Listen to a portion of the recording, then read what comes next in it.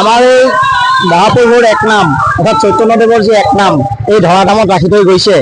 এই এক নাম ভাগ আমাৰ নৰভঙা সমাজে বহুত কষ্ট কৰি আজি বিগত 3টা বছৰ একেৰাহে চলাই আছে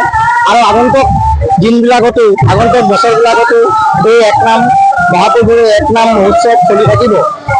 ইয়াৰ দ্বাৰা এই মহোৎসৱৰ দ্বাৰা বা এই এক নামৰ দ্বাৰা বা এই সেৱাভাগৰ দ্বাৰা আমি এই অঞ্চল বিশেষ যি ধৰ্ম বা যি মংগল কামনা বা বিশ্বৰ শান্তি বা অসমৰ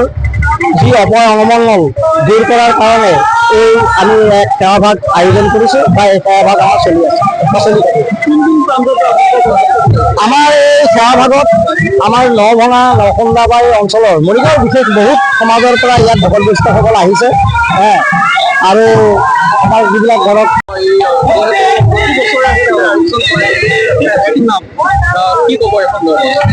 আমাৰ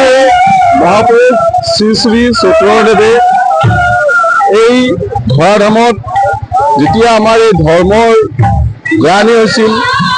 মোগলে বিশেষকৈ আমাৰ এই হিন্দু ধৰ্মৰ ওপৰত অত্যাচাৰ আৰম্ভ কৰিছিল, তেতিয়া এই ধৰাধামলৈ